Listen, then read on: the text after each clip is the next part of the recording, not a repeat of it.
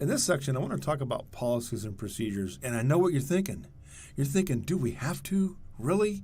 I don't want to talk about this. This is the most boring topic ever. Well, I want to try to breathe some life in if I can. And I know that's difficult, but I'm going to try it anyway. So first of all, what's the difference between a policy and a procedure?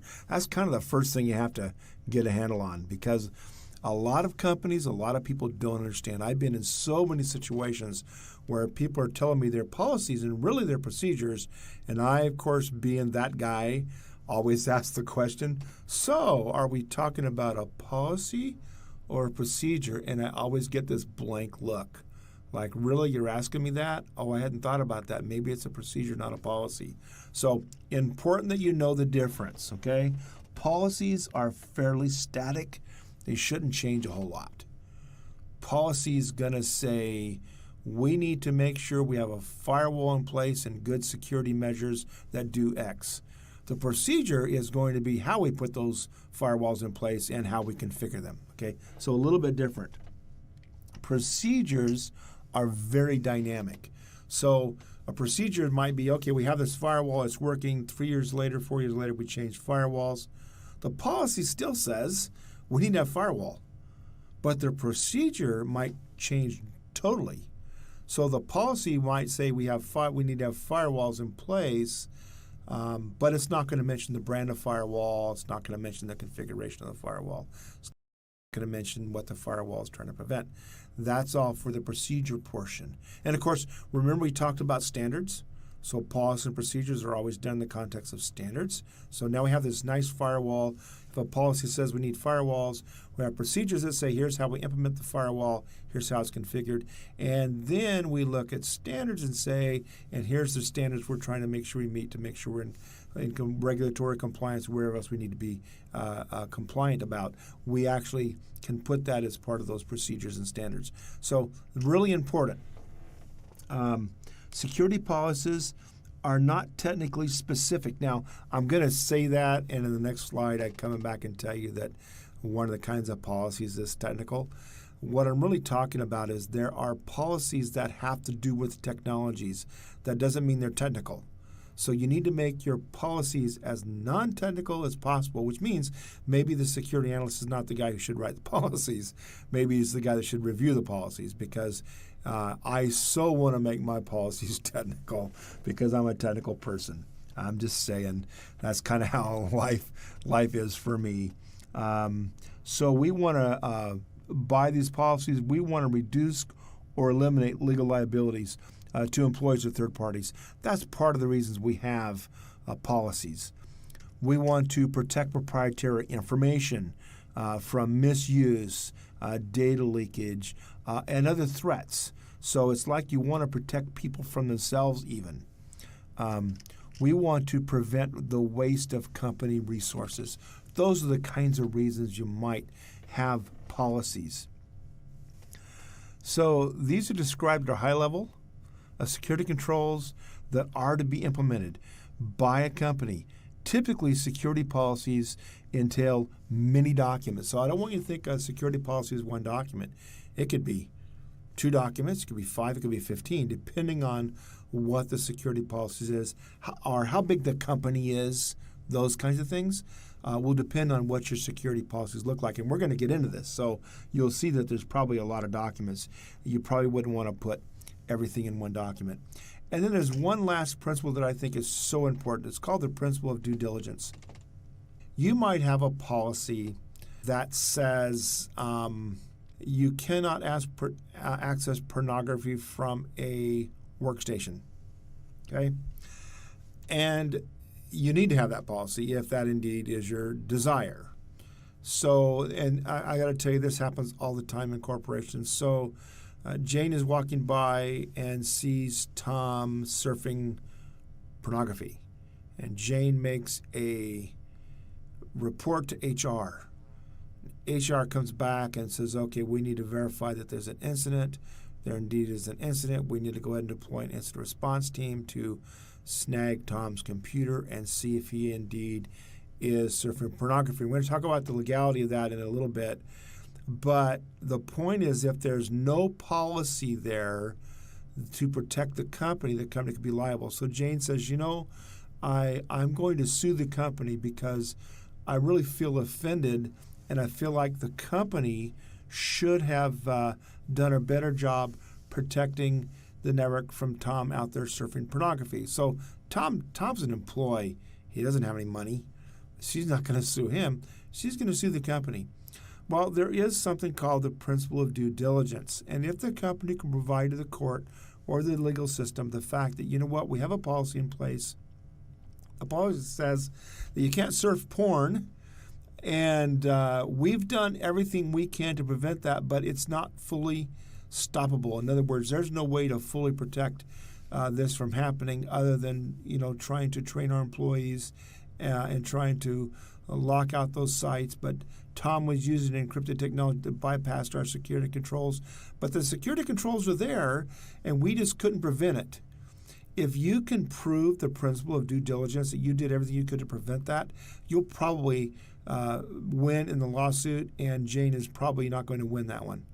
So through our policies and procedures, it's important that we keep this whole concept of due diligence and security controls in mind, because if your company can prove that they've done due diligence, then you're a lot better off. Now, I'm going to tell you, I see a lot of companies that don't have any policy at all.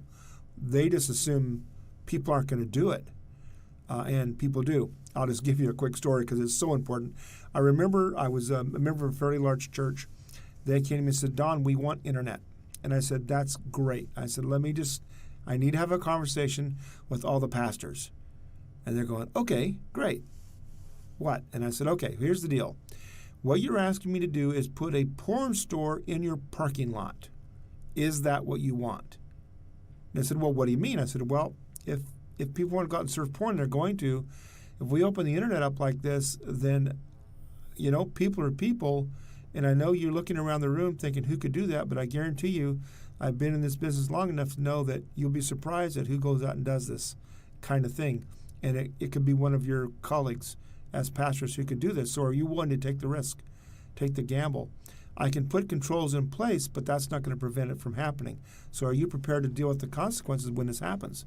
And I didn't get a consensus before I was able to open it up, because that's just the real story, guys. That is the whole cold hard facts of internet.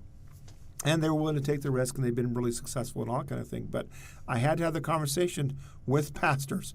So I said, I can do the due diligence. I can help protect the church from legal liability, but be aware that we're opening up a whole can of worms here. If that's really what you want to do, we can do it. But let's make sure we have the policies and procedures in place and the controls to help mitigate any kind of damage we might have. So really important things to know about that.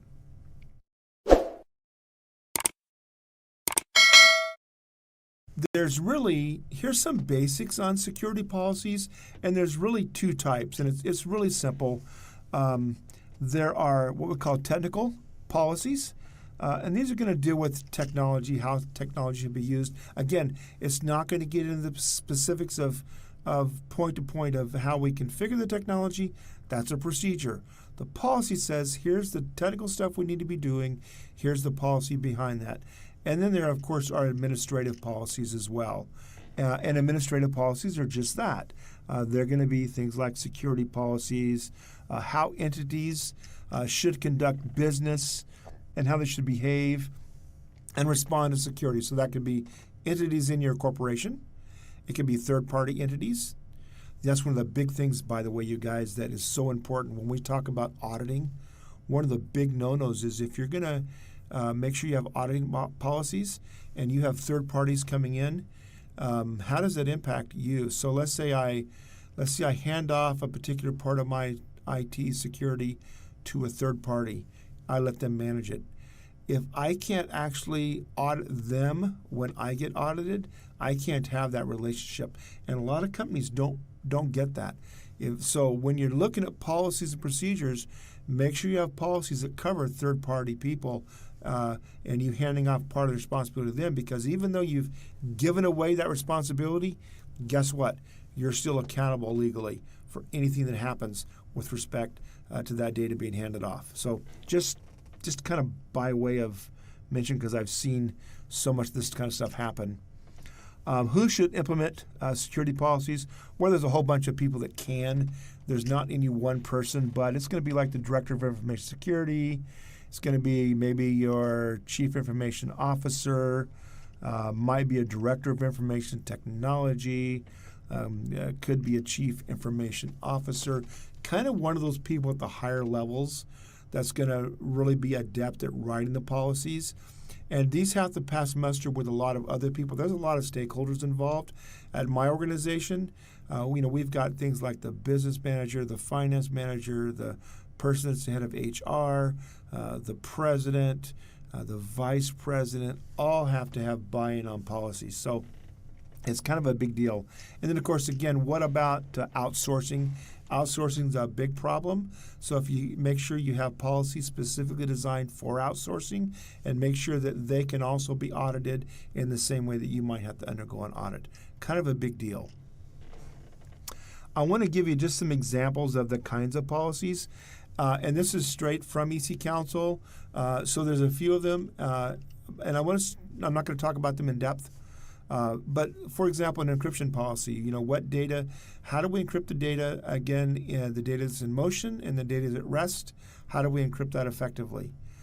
Access control policy, that's one of those ones that everybody uses, right?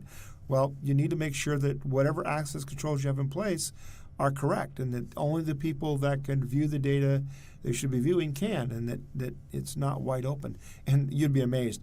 I remember walking into a law firm one time and was looking at their systems, and they said, I said, who has access to these machines? Well, we have passwords on everything. I said, okay, what if I want to get into this? Oh, we have a book over here that has all the passwords written in it. I go, wait a minute. You have all the passwords of everybody's workstation written in a book? Well, yeah, because we need to access each other's stuff. Like, okay, that's not exactly good access control policy. Their policy was, let's write the passwords down for everybody's workstation, so if Joe needed Betty's workstation, he went in and logged in as Betty and got whatever he wanted. That's probably not the best policy to have. And yet, even though it wasn't in writing, that was their policy. Firewall policy, exactly what kind of stuff you want to let in and out of your firewall. Authentication policies, what are you going to allow? Do people need to change their passwords every so often?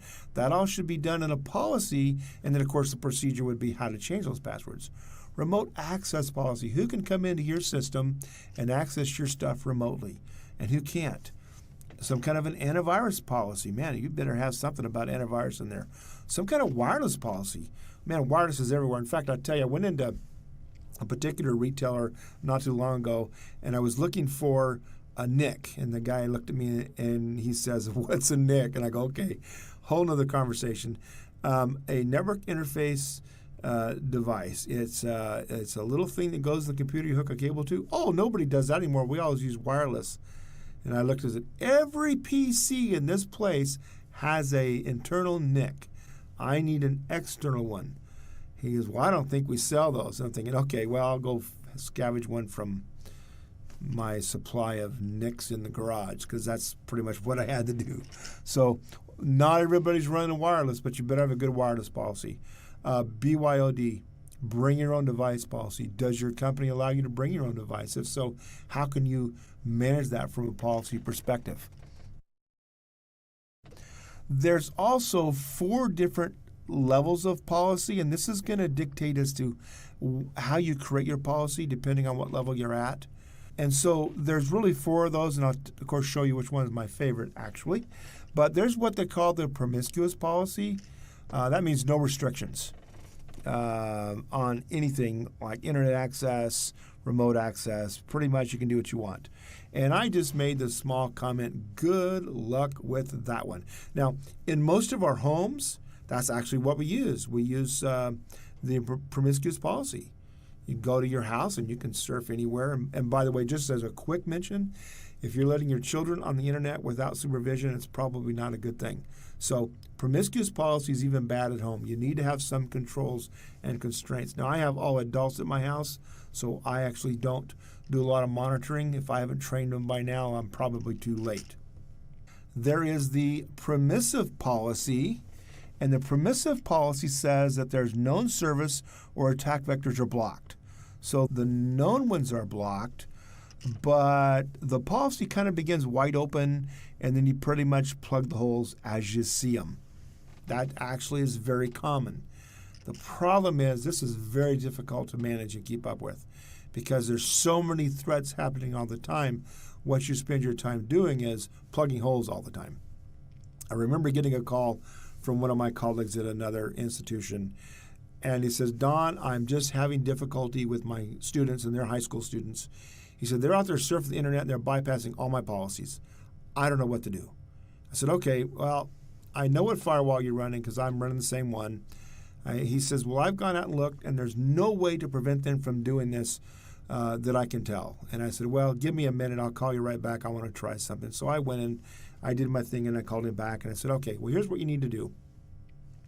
You're trying to block the port to keep the kids from using encrypted technology going out. It says blocking the port's not going to do any good because it can change that. Block the protocol. He says, block the protocol. I said, sure, block HTTPS. They don't need to be doing online banking. They don't need to log in any site securely. And if they do, then go ahead and explicitly allow those sites, and that'll take care of your problem. And it did. This is a promiscuous policy where you're trying to plug holes as they happen. It's really not a great way to manage policies.